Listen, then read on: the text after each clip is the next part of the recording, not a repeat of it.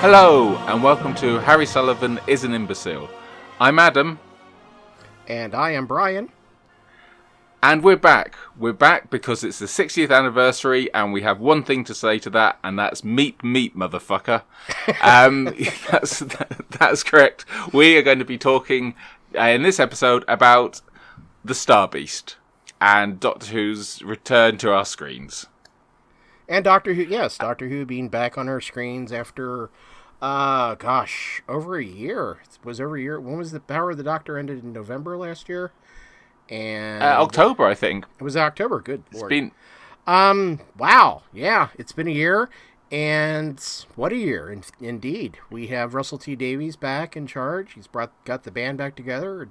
David Tennant and Catherine Tate and Phil Collinson and Murray Gold, and good times. So this past Thursday, November 23rd, was the 60th anniversary. Here in the United States, it was also Thanksgiving Day. So that just meant that I watched a lot of Doctor Who and ate a hell of a lot of food. So just real quick, how was your Who day there? It was in some ways fairly subdued. I went down and stayed at I was down visiting my parents. But on the way down, I listened. BBC Sounds has loads of Doctor Who stuff on there. There's they've got the missing Eldiers, the missing adventures. They've got some Big Finish, and they've got quite a few documentaries. So I was listening to some of that on the way down. Probably making a couple of quick posts about it on some social media somewhere. But it was actually quite quiet for me. But I spent the last couple of weeks watching like the Tales of the TARDIS. The only time I've ever actually had an emotional reaction to Earthshock. So well done RTD for that. And that's been lovely to watch, seeing all these, particularly all these old, let's be honest, older actors come together playing on screen the characters for what could very well be the final time, and getting things like, I don't think I ever thought I'd see Vicky and Stephen reunited on screen, and Maureen O'Brien just like, who doesn't redo it, hasn't acted for years, just stepping into that role and being like, yep, here we are. And also, very fond of seeing the Seventh Doctor and Ace in again, admittedly, we had them in Power Doctor, but a slightly better look they're at actually meeting relationship. This time. Yeah, they're not. The Doctor's not a hog this time. Which is even acknowledged at the time, so that's good. But yeah, they've been really enjoyable. I haven't got round to watching the Daleks in colour yet, but I'm hoping to manage that relatively soon. And how about you? What did you do to celebrate the most holy of occasions? Oh, on the most holiest of holy days for me, November 23rd. I pretty much just. Normally for Americans, the idea behind Thanksgiving is just to glut, just to eat until you cannot eat anymore. And, well, I devoured Doctor Who. I started off my day by watching the first episode, An Unearthly Child. So, suck it, Steph Coburn. Anyway, so I watched that, and then I watched More Than 30 Years in the TARDIS, which is, it is a love... It's a love letter to the classic series, which at the time was the only series, obviously, because we didn't, weren't aware that either the TV movie or that the series would be coming back. So I love it. It's such a great opportunity to kind of see Nicholas Courtney and Liz Sladen and Barry Letts and Terrence Dicks and all these great Doctor Who luminaries that have passed on. Seeing Sadie Miller as a very young child is also interesting, considering now that she's playing Sarah Jane in a few Big Finish audios, so that was always fun. And so then after that, I just, I think I listened to something on BBC Sounds. Might have been Redacted. I'm still going through the first series of Redacted, which I like, honestly. I enjoy Redacted quite a bit. I think that's a future episode for us. Listen to that. Listen to a documentary on BBC Sounds. I listened to Light at the End, which was Big Finish's 50th anniversary. It was noon, so I had to take out 20 minutes to listen to Alice's Restaurant by Arlo Guthrie, which is a Thanksgiving tradition. Read some Target novels, read a comic book. Actually read the Star Beast. It was the Marvel 1980s Marvel comics that they put out here in the States. And then, had Thanksgiving dinner. Had Thanksgiving dinner that couldn't be beat. That's an Alice's Restaurant reference there for anybody who's listening. And then came home and watched Rose, and that was it. I mean, like I said, I kind of went full glut because I wanted to go to Chicago Guitars this year, and it just didn't happen. So I figured to celebrate Doctor Who Day in my own way, and I did. And then I noticed that the drop screen or whatever for the specials was on Disney Plus, so I added Doctor Who to my watch list on Disney Plus, and well, that kind of leads us to the Star Beast. Yay! Meep meep. Meep meep. Although over here, we associate Meep meep more with the Roadrunner from the Warner Brother cartoons. So, I mean, to be fair. So do we. Like, I think the majority of people, sadly have not read The Star Beast by Pat Mills and Dave Gibbons. So, yeah, Meep Meep is very much a Roadrunner thing here as well. And let's just say, right at the top, it is lovely to see Pat Mills and Dave Gibbons credited up front. Like, none of this thank you for in the back credits like you get in a lot of Marvel like in movies. the Sontarans from, Robert Holmes created Sontaran, like they do with the credit. Yeah, I know what you're talking about with the credits. And Pat Mills has also said that they were both paid very well for it, which there was no legal obligation for, which is great. And trust me, Pat Mills is not a man who would keep quiet if he wasn't getting paid what he thought he should be.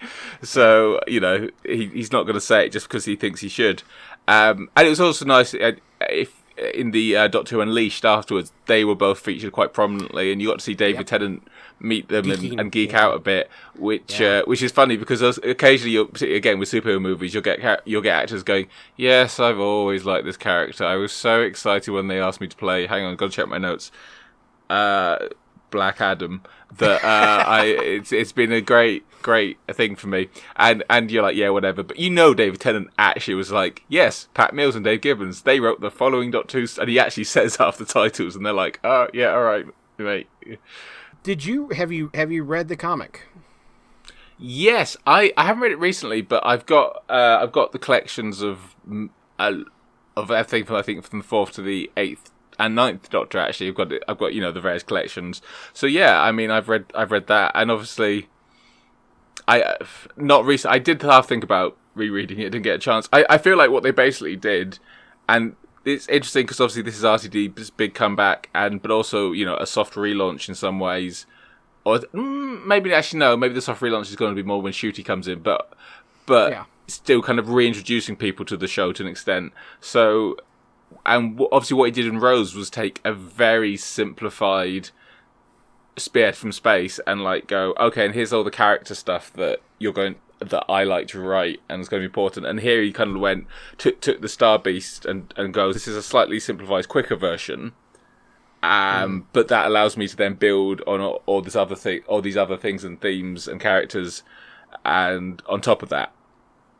So yeah, it's interesting that he kind of did that in some ways again, but it's a good format and it works. It is a good format. I think I read the first issue. So I have the Marvel comic, U.S. Marvel comics. It's the reprints of the Doctor Who comics from the 70s and 80s that they did in 84 and had the entire set at one point and lost it.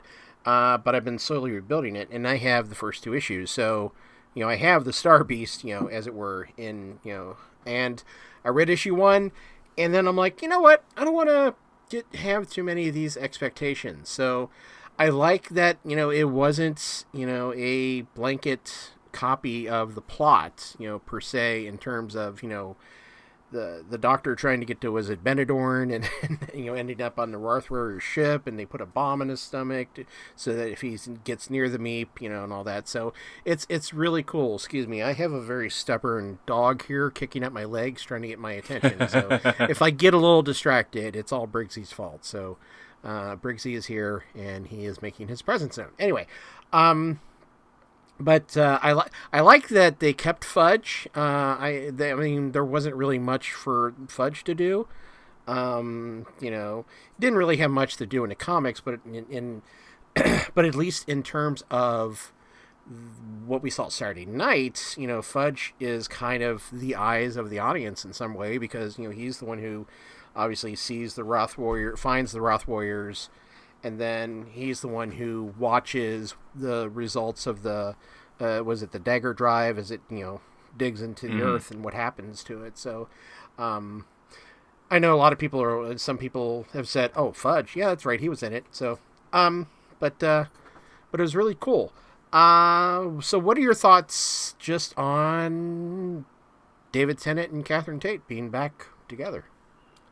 Well, there was, I think, as I was watching it, the moment, obviously we have the moment when they meet, and then at one point she turns to him and goes, little bit of advice, you can wear a suit that skinny under 35, and I just thought, fuck me, I have missed Donna Noble, and I don't think I realised how much until that exact moment I missed her.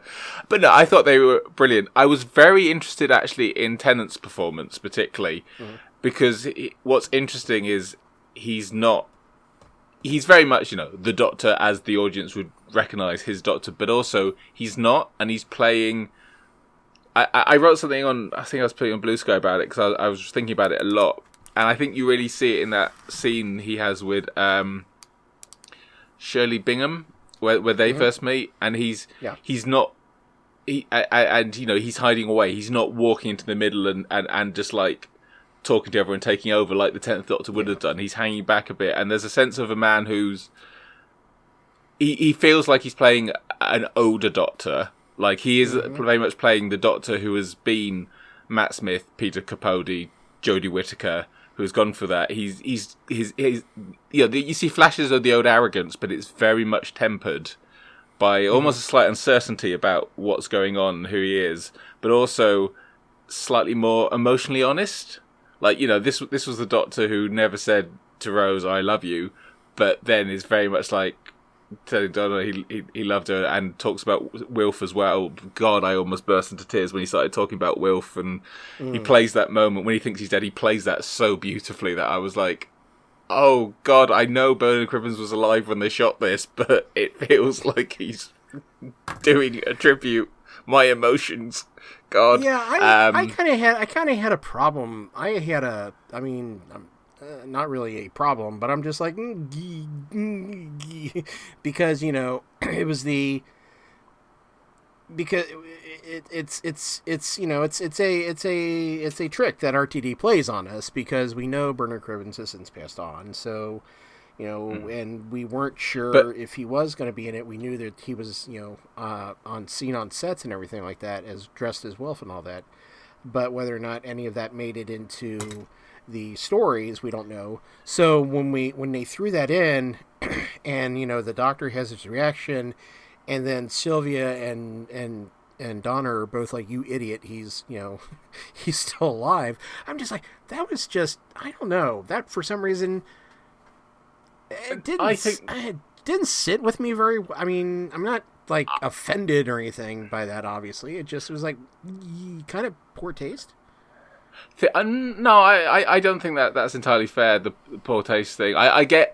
If it had been written afterwards, maybe, but I think it's worth remembering. The reason Wilf isn't there is because it gives the Doctor and Donna an excuse to go into the TARDIS.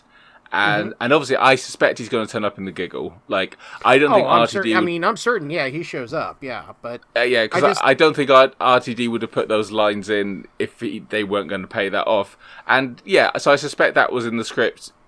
I don't think anything's been added or changed necessarily. I mean, it wouldn't surprise me in the giggle if we didn't get at the end, like in the credits, like tribute to Bernard Cribbins, or you know, in memory, or whatever, in memory. Thank you. I couldn't quite think of what it normally says. So I didn't have a problem with that necessarily. It was just it gave Tennant another lovely moment to act. But yeah, I thought I think it was one of my favourite performances of his. I mean, maybe because that's new, and I'll go back and look at it and see. But just I like this slightly older, more tempered 10th Doctor. Yeah. More like he is definitely playing the Doctor. He could have just come back and copied himself, but he didn't. He is playing his Doctor as someone who has moved on from himself, but then found himself back as himself, which is only sentence that only makes sense in Doctor Who. And yeah, I mean, I just want to once again praise Catherine Tate, who again plays every moment perfectly. Like she reminds me in some ways a little bit of Michelle Gomez in that she's very good at knowing when to push it and when to bring it back in. They're both, they're not similar performances or even performers, but they've both got that kind of, I think, almost natural instinct of push it back. And honestly, her delivery of, oh God, I've done it again. Oh my God, I've done it again. It still cracks me up. I think it's one of my favourite funny moments in Doctor Who, because every time I think about it, I just start cackling with laughter. Just the way she says it and looks, and just laughing now thinking about it. Sorry. I was impressed with it was like neither of them had left the roles. I mean, in terms of the chemistry and that. I mean, because that's easy to recapture, obviously, but this, as you say, is a more mature Doctor, more, I don't want to say sober in the sense, in that sense, but, a Doctor who has learned the lesson of Time Lord Victorious, who has, witnessed the Gallifrey being saved, witnessed Gallifrey being destroyed again. Why not? And, Timeless Child and all that stuff.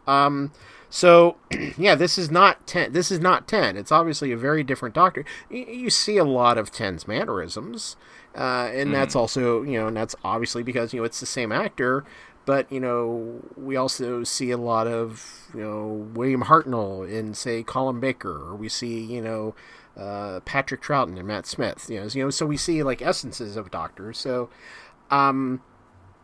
he's, I kind of like it because he's, I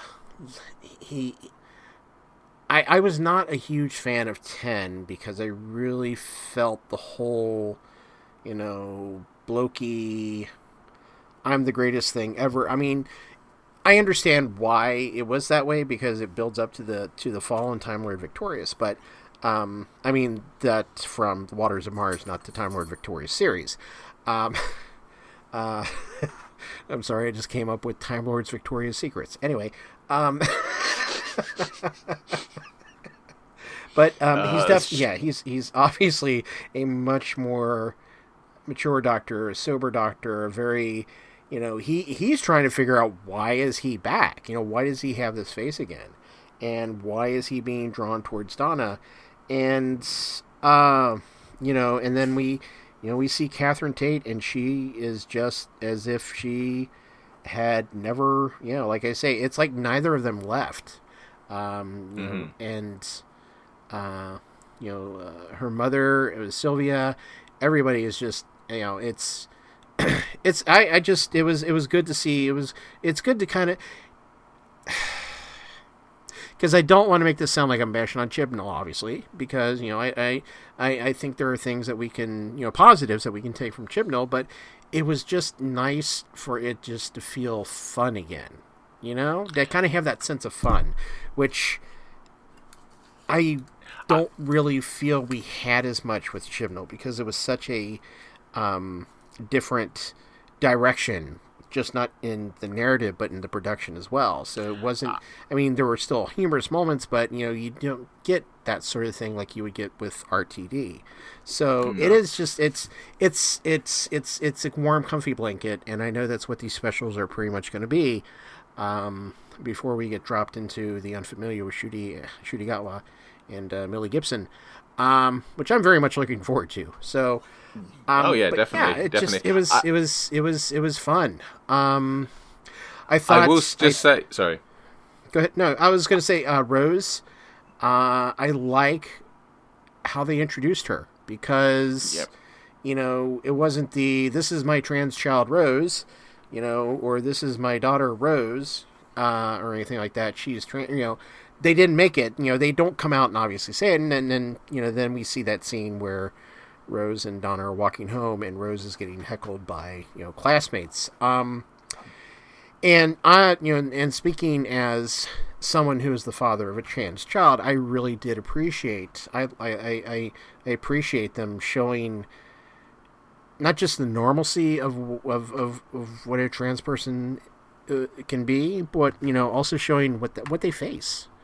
And it's it's especially hard for trans women. And, the violence perpetrated against them more. So I liked the conversation that Donna and Sylvia had, because it echoes a lot of the confusions that we have, in terms of, am I saying the right thing? Because, those of us, obviously I want to be respectful of my son and his decisions and all that. And I love him, and he is still that person who, when he was born, that was the person I fell in love with. It's still the same person. And I really thought that just the way they handled the introduction of Rose and showing some of the things that she does face and she does deal with, I thought was very good. But yeah, I mean that was the one thing I did want to kind of talk about. So it was like, very, from my perspective at least, a lot of, especially with the Donna and Sylvia, that was a very, very realistic conversation, because there are times where, you're not sure if you're saying the right thing. So, I think what I actually, just to concentrate on that, what I found interesting was how it highlighted how Sylvia has changed, because she wasn't always the most sympathetically written of RTD's mothers, but you really see that she is trying to, or she's better, or she seems happier in many ways, and even that point where she's like saying, Donna, I don't know if I'm saying the right thing, and Donna's like, it's not, and Donna's like, no, you basically you're okay, and it was, I think it's interesting, and I think maybe it's just something how RTD has changed or evolved as a writer, that Sylvia came across as a slightly more fully fledged character, like more sympathetic to her as well, I think, in some ways. Less adversarial. A less adversarial character for the Doctor to react against. Yes.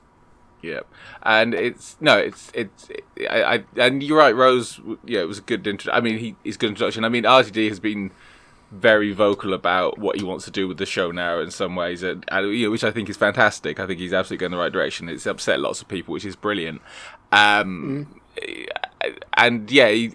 interesting because he introduces Rose, and later, and then the fact that she's trans comes up, and you're not quite sure how that's going to play in, because obviously, I didn't necessarily think it was going to play in, but then of course you get the end, and it's basically as I think Elizabeth Sandover said, there's a little bit of clunkiness, one line at the end, but essentially RTD took Disney Plus money to shout on BBC One primetime trans rights so loudly that you can't cut it out the episode if you show it in another country.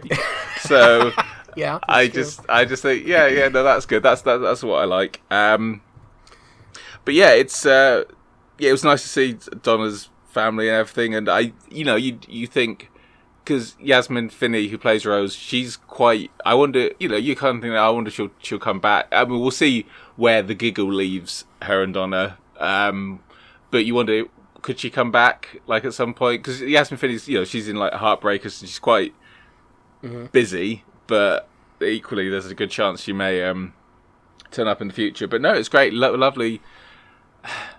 I think, I mean, like you said, I don't want to spend this podcast shitting on Chibnall. I did enough of that online, and probably in the last podcast we recorded. But it didn't just feel like representation of going, hey, look, it's a trans character. It was like, we're going to incorporate this into the script in a way that's more interesting from a story point of view as well. And it's better done. And I think for all that RTD can be soapy and smoky, and I don't think those are bad things, by the way. but there's a lightness of touch to his stuff as well that that Chibnall doesn't have. I mean, there's a lovely little conversation between Silver and Donna, and I can't quite remember how it goes, but it's like, oh, I saw so and so the other day. She's looking better. I mean, shorter, obviously, and then you never get any like. And I love that. That kind of brief conversation. It's so funny, and it just like you never know. You're like, well, you kind of think there's a story there, but you never find it out. But no, I mean, because in some ways, like the Donna's family stuff is the heart of the episode. Like the Beep and the Wraith Warriors, they're there, but they're just what everything else hangs on. So I will say, what did you think of the visuals of the Beep and the Wraith Warriors? Because I really liked how close they were to the comic. I really liked them embracing that comic book aesthetic. Did you think that worked? Yep. I think it worked very well, especially more for the Wrath Warriors, because I always found them more fascinating than the Meep. So in the U.S. comics, he was always painted blue, which I know is not the actual color of the Meep. It was supposed to be like a gray or something like that. So what we saw on the series was more accurate. I watched the Unleash episode where they talked to the actors who played the Wrath Warriors. Oof, try saying that 10 times fast. And it's really interesting because apparently they just like scanned their bodies and 3D printed these out, these costumes, and it's really interesting. And I really, it was the Wrath Warriors that I thought I really liked more, because I think that was a more ambitious type of a costume, because they're not, their kneecaps don't go forward and all that, and I don't know what the term for that is. Kneecaps don't go forward. Their knees bend backwards. That's accurate. That's accurate. You know what I'm saying? Yeah, so, how did you do in biology in school, Brian? Well, let me tell you. Yeah, so I enjoyed the Wrath Warriors more, because I thought it's a more fun costume, and I love that the eyes light up and all that. And so, yeah, it's almost like the Meep and the Wrath Warriors kind of become like a plot A2 or something like that, because everything is secondary to Donna and 14. Getting back together and all that. So I thought the Meep was I'm a huge fan of practical effects. So the fact that they actually had the Meep on, they had somebody in like in an outfit. I'm always going to be a fan of practical effects. I don't have anything against computer graphics, but all I got to say is the Lazarus Experiment. So. I think when you have a practical costume, you have a certain physicality that people can act against, and you pick up on, you kind of subconsciously pick up on that, I think, as a viewer. It's like what Pertwee is talking about in More Than 30 Years, where how he likes the Draconians, because you can see their eyes and their mouth. So it's like you're acting against somebody, you're not just acting against the mask. So, and when you have that kind of practical, when it's there in front of you, and it's not just like a green tennis ball on a stick, not only is it more believable, but it's easier on the eyes, I guess, because you're not looking for, okay, where's the key lines and all that, or at least I do, because I TV edit, or I edit for video. So other thoughts I had, I 4K is gorgeous. 4K video is gorgeous. The opening is just stunning. I mean, the logo seems kind of out of place, because it's it is of its time, and where it is from where it's from. But it is just, you watch that opening, and it is you're almost feeling it. It feels, it's very vivid, very bright. Moves a lot of action, and you just feel like you're along for the ride. What did you think? Oh yeah, and I thought the opening was. There were two places where you can really tell the Disney money went, and I would argue that's the opening. And you know what I'm going to say next? Yep. The new TARDIS interior, which is very much the moment I was like, Oh yeah, this is where the Disney money goes. In fact, I think those roundels light up in the shape of Mickey Mouse if you press a button, but which was just a genuine moment of like, or at least look like the buttons on his shorts. Yeah, and you get that lovely shot, and you can tell Rachel Talalay directed this because it's so well done. Yeah. That shot of the Doctor running around it, that kind of sweeping shot, and you just think, God, it's fucking huge.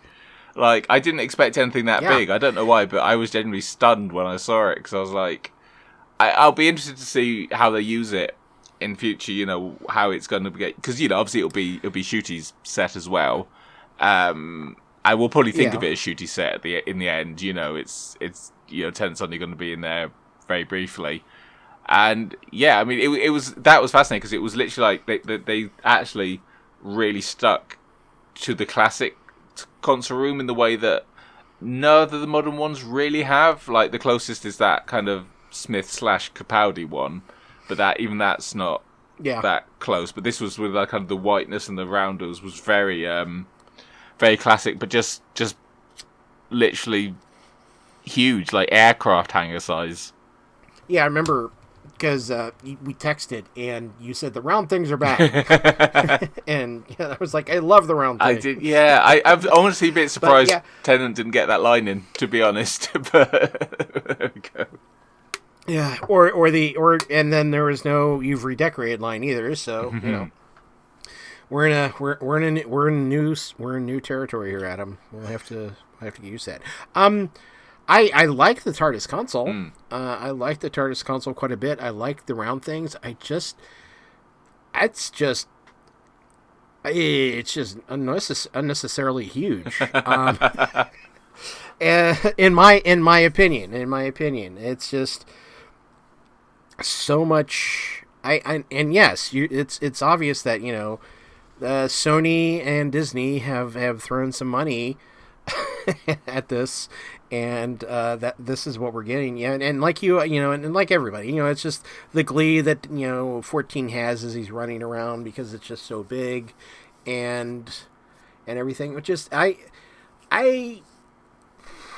don't know. I don't really feel I'm not a fan of the size. I guess it just trying to figure out a way to say this that doesn't make it sound sexual or anything like that. But it's a bigger space than really I think we need. And it's like you say, how is it going to be used in future episodes? Which I think I'd be amused. I think we know it's going to be used. It's going to be full of Shooty's Doctor's wardrobes. We've seen how many costume changes that guy is getting. Like, that's what it's going to be. Like, it feels big now. Once he's moved in with all the drawers and the wardrobes and the clothes lying about, it's going to be like the size of my room I'm in right now. They'll be like, we need more room. It's like the cat from Red Dwarf moved into the TARDIS. Yeah. Just need Shooty to go, I'm going to eat you, little fishy.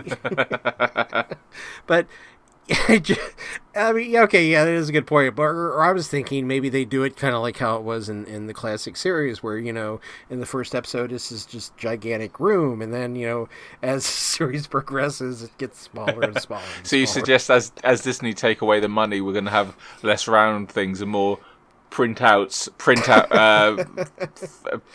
of pictures, blown up pictures of round things moving closer and closer to the console. Oh my gosh.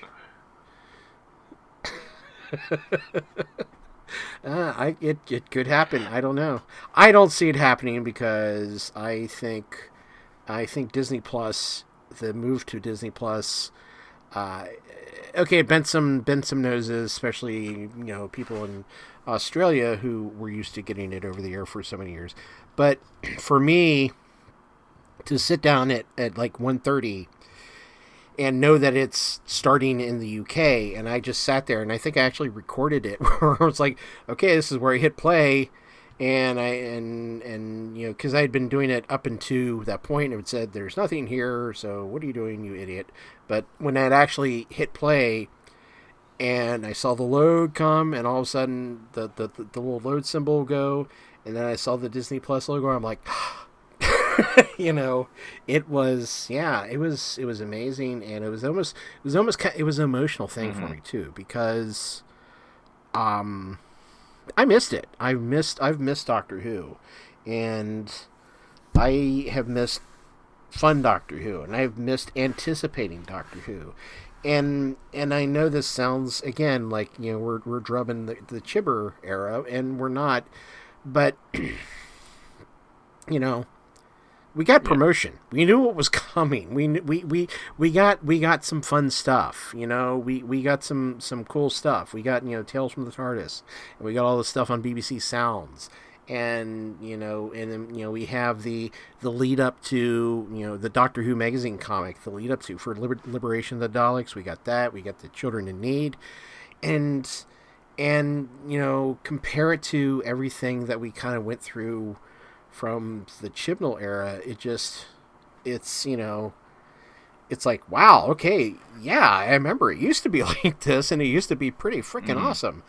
I missed it, and just to have that all back again was wonderful. You know, and it's great, and you know, we are both, you know, huge fans, and we love the series, and you know, we see it's for its warts as well as for its beauty marks. So, you know, it just, you know, I hate to say it again, but just, it's such a refreshing change from what we've gone through since 2017.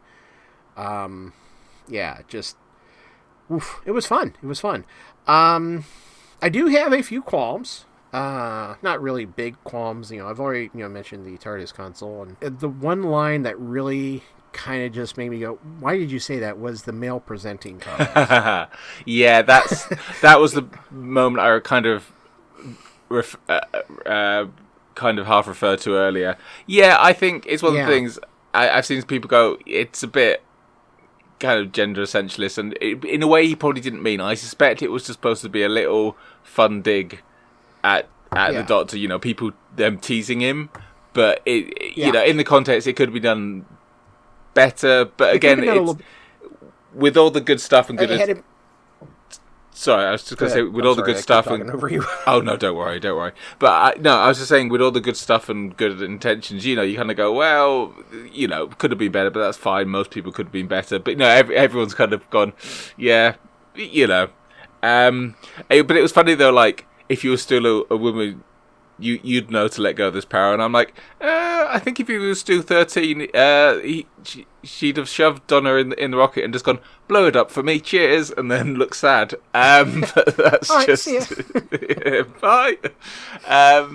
You want to sacrifice yourself for me? Great. I'm not going to argue. Toodle pip. Something about hope. Bye. Don't talk to me about your illnesses. Oh, it's awkward. No. But yeah. So no, I think most people were like I thought at the time, oh, that's probably gonna not go down as well as it with your intended audience as it should, and it didn't. But you know, I think it's a minor error. Oh, rather than it's I mean, it's small beans really, but it's you know, it was still one of those moments like, what did you really have to say it like that, you know? And the thing is like, the Doctor was just a woman, and you know, the whole thing is, you know, women let go, and so, you know, hey, 13 had opportunity to let go of Donna, she just chose not to, I guess. So, but you know, what does that say about women? That all women are capable of letting go? No, not all of them. And so, like I say, it's if it wasn't really anything that just made me go, oh, you know, and want to write an angry post or a fan letter or anything like that. You know, it kind of reminded me. I don't know if I ever told you this, but it reminds me, like, from GoldenEye, when Judi Dench's M is telling, you know, Bond that, you know, he's a sexist, misogynist dinosaur. You know, it kind of felt like that moment where it's like, okay, I see where you kind of have to do this, I guess, in a way, but just the method of delivery, and again, this is, I mean, I think we're just making making a mountain out of a molehill, but it did just make me think the whole time. My God, the people who thought Chibnall was preachy and woke, oh my God, you guys are in for such an angry time. Bless them. Yeah, it's quite funny, really. It was so weird to think people, when RTD was announced, they were like, "He'll save us from woke." I'm like, are you familiar with Russell T Davies? Have you seen the body of his work? Do you remember?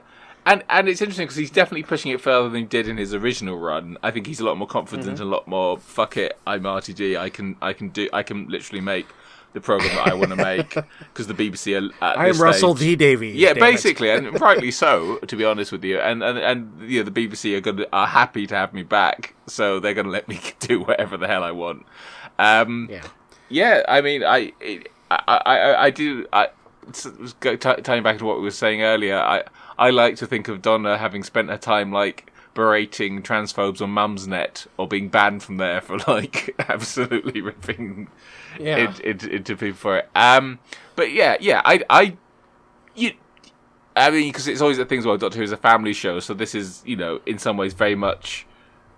You were talking about trans kids earlier, being and being a father of one, and I think this is very much for them as well to say you are seen, you are, you are loved, and I think that's really. But I've got no problem with that, at all, and I don't really have a lot of time for people who do, because it's like it was still like how is it? My partner kept saying I should describe it. A romp, a fun romp set in London / Cardiff.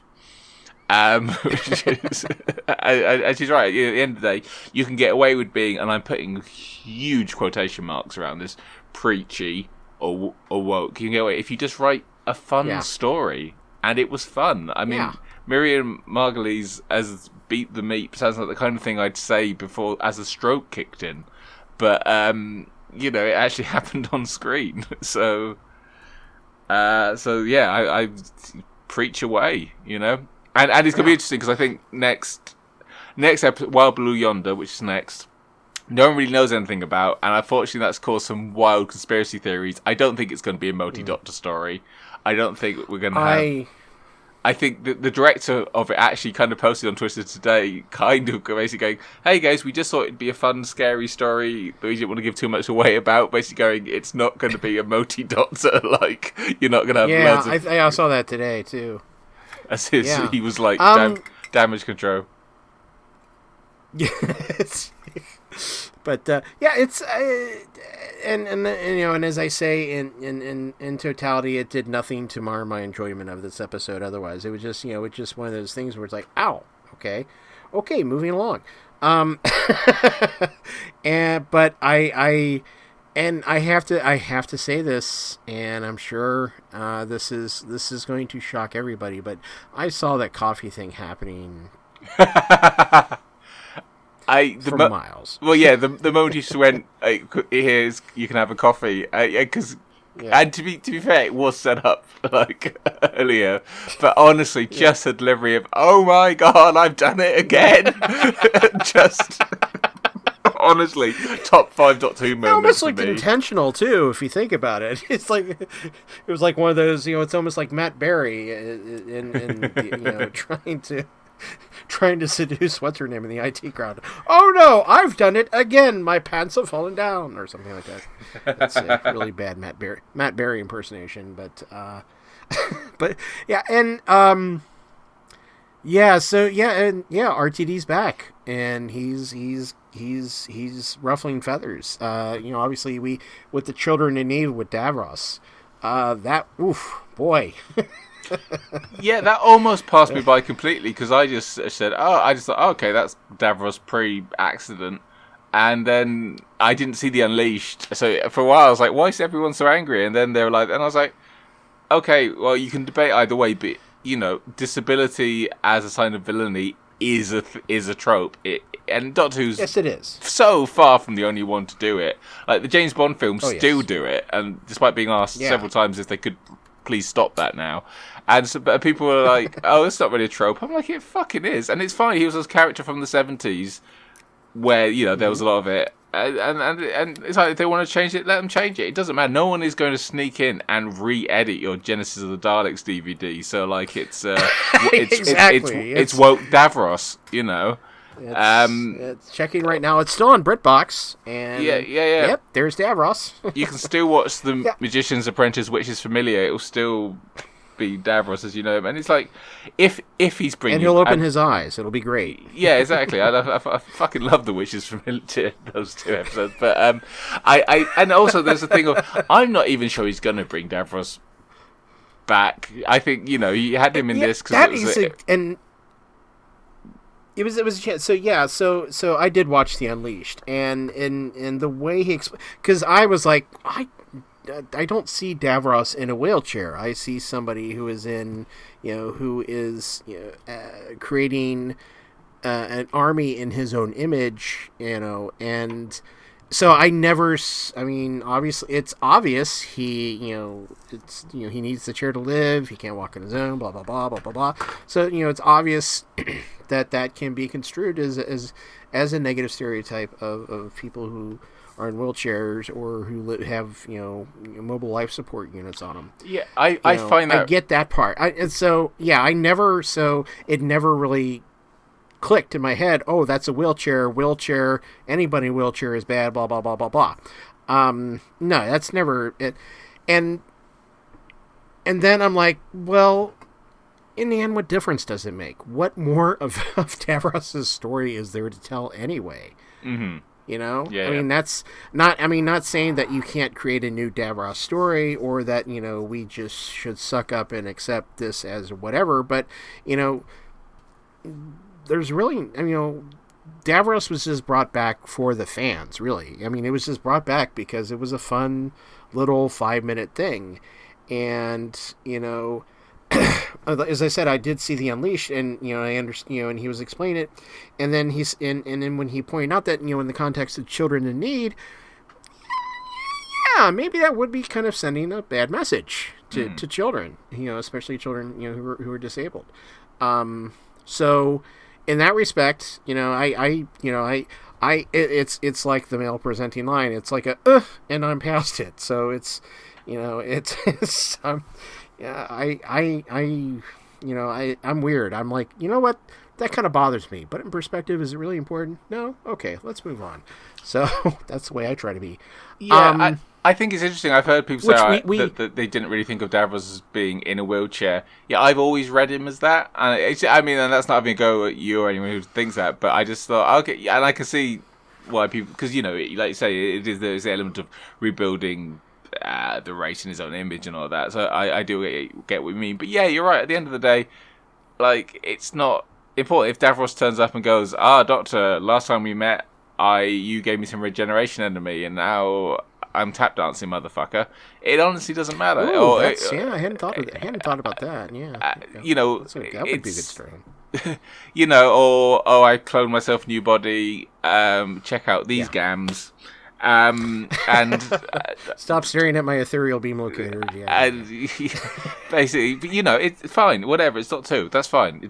Like you said, it literally doesn't matter. And if it's really like a end point of conversation for you, I mean, somebody, as I was chatting to someone on I think it was Blue Sky about it, and he's just like 5 minutes. That's all it took for RTD to absolutely cause the fandom to have a meltdown. 5 minutes in a comedy sketch, and it was just like, my God, what a magnificent bastard! Just coming in. We're in good hands. Yeah, absolutely. We're in very good hands. Yeah, speaking of, so we did kind of go. You mentioned her earlier, but I liked Ruth Medley. I thought her character was I think, I don't know if she's like the new Osgood or something like that, or what role she plays, but I think we'll probably, it's obvious we'll probably see her again in the future. I think it's pretty much confirmed that she's coming back, probably with shooting and stuff. I heard somewhere that she's definitely good. Yeah, it's definitely a reoccurring character. Yeah, Ruth Medley is she's a great actress. Like, she was really good in Years and Years, which was also written by RTD. So yeah, it's Yeah, no, I think, we don't see, in some ways we don't get to know her very well. She's brief, but she's great in that initial scene she has with Tennant. And so, yeah, I'm looking forward to seeing more of her. What's she number, what's it, 50, Unit Advisor 57 or something, which indicates 50, they get through a lot of them. 54 or something like that? Yeah. You're not the doctor, you're fired, get out of here. Next. So, wait, so if the doctor was the first unit scientific advisor, if he was number 1 and she's 54, and so it sounds like they're going through a scientific advisor every year between 70s and 2023. It depends how many times you count. Depending on the we'll have to get the file marked Cromer to figure that out. And it depends if unit have been going since the 80s or the 70s. Exactly. I did watch the Three Doctors as well. So I did. I did that on the Saturday was my watch all the anniversary specials. So I need help. I need friends. I need more friends. No, I have a lot of friends. I'm just kidding. But yeah, I thought Shirley Bingham. It'll be interesting to see what she does next. Obviously, she is able to fire projectile weapons without recoil from her wheelchair. Good there. But yeah, she's somebody. Obviously, it looks like she can hold her own against the Doctor, which it's always fun to see. Yeah. It's that little thing between them. Waited all your life. Hard, or she says hardly or something. You wish. That's it. You wish. Yeah. Yeah, which was just interesting. Yeah, I'd be curious to see how she develops because she's going to be a recurring character. So this was more of a not quick but a brief introduction. And she may be in the giggle, but I'm not sure. But she is, I think, definitely back with Shooty. I'm pretty certain. I tell you who didn't make a cameo that I thought might, and that was Neil Patrick Harris. Yeah. No, not yet. Because you kind of presume it's going to turn out the toy maker is the reason the Doctor's own face has come back and he landed near Donna and all that. And is the boss. But apparently, actually, because there's also on iPlayer you can watch this with commentary, and David Tennant said something along the lines of, I don't know what that's a reference to. It's something that Shooty is going to be with Shooty, which is quite possible. But I mean, that could be misdirection. But so we haven't seen it. I guess he may turn up next week briefly, or it's just going to be straight in the third episode. In the giggle. Straight into. Because these aren't supposed to be interconnected, right? I'm not really sure. In the sense of say the Flux was interconnected. No, not to that level. Definitely not. But I would presume there's obviously. It'll be interesting if there's any gap between Wild Blue Yonder and the Giggle. Like if there's any Big Finish will shove a box set in here gap, or if it's just going to lead straight into that. Because if it is, then the Tennant's 14th Doctor is going to, if there's no gap, may only live for 3 days technically. So, well, I mean, it depends on how long Liberation of the Daleks was, and what was the Children in Need special was called.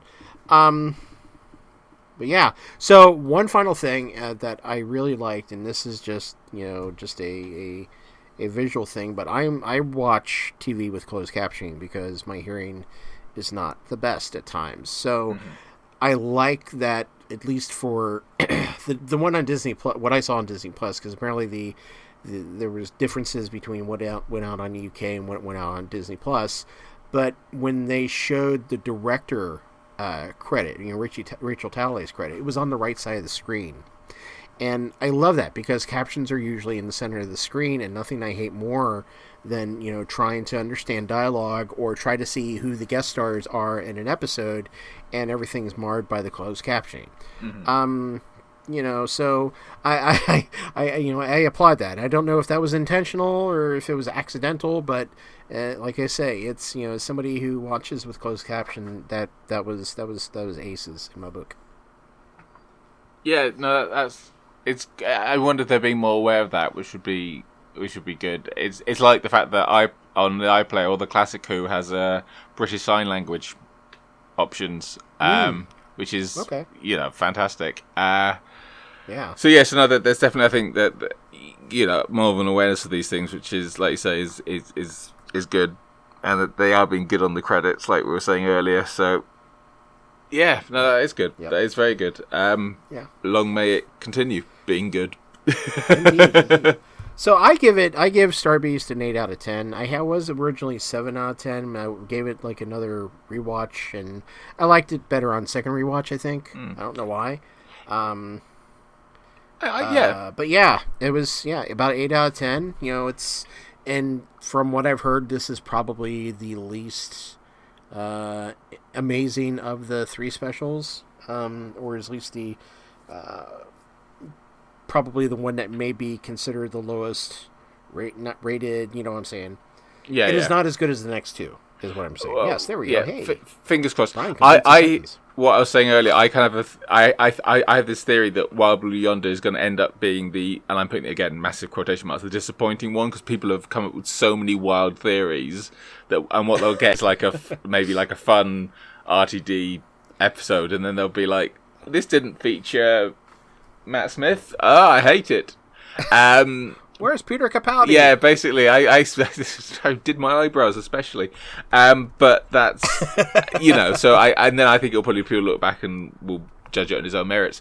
But yeah, I'd agree with you. I think it was definitely a solid 7 or 8 out of 10 episode. Which and in some ways I think it was. I expect it is the simpler of the 3, just because it was like the reintroduction, so RTD knows not to throw too much of the big concept in this early on. Yeah. Well, my thinking for Wild Blue Yonders, I think we are going to see the triumphant return of the Shakri hologram, as played by Steven Berkoff. So that'll be at least 2 minutes of riveting footage. And there'll also be the hologram of the director just screaming at him, "Just please act! Stop changing all your lines! Just do what I'm asking!" And they'll be like, "That was weird. All right, Donna, come on."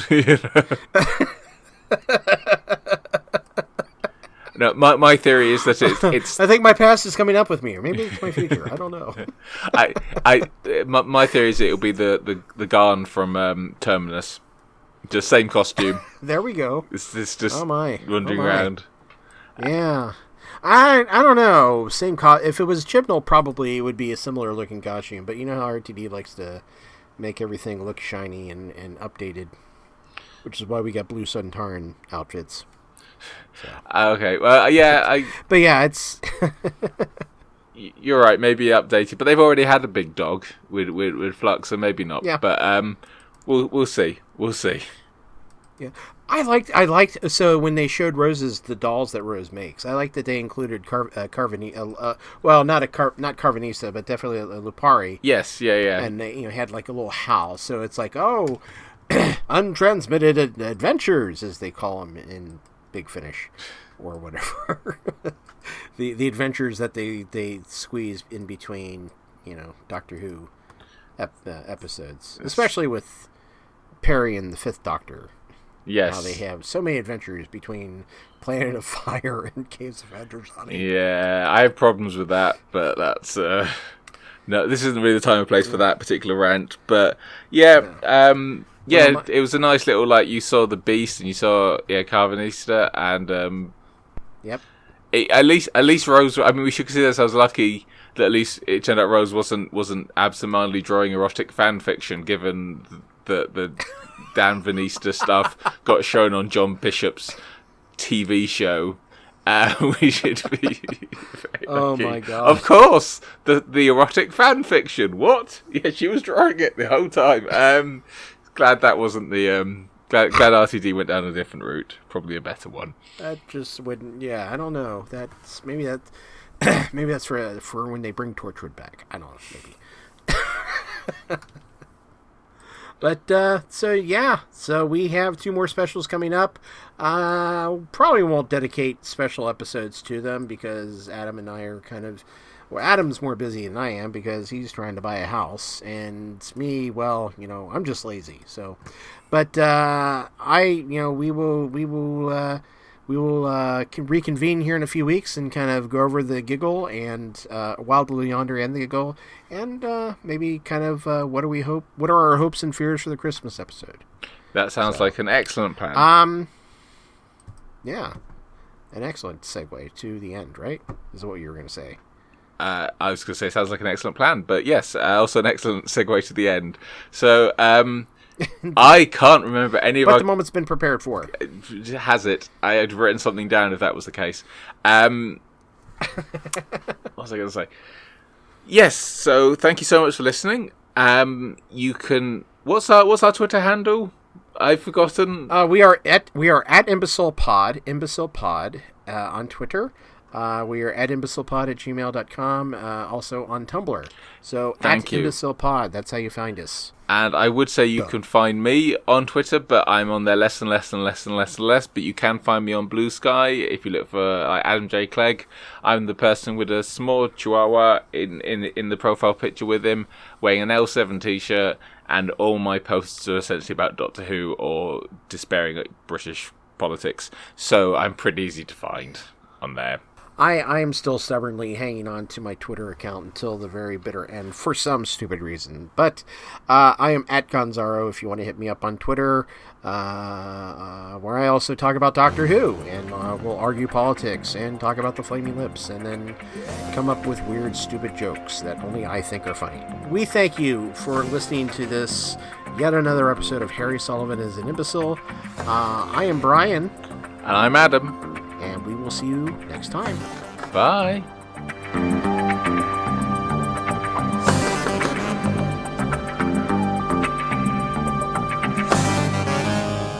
Shut up!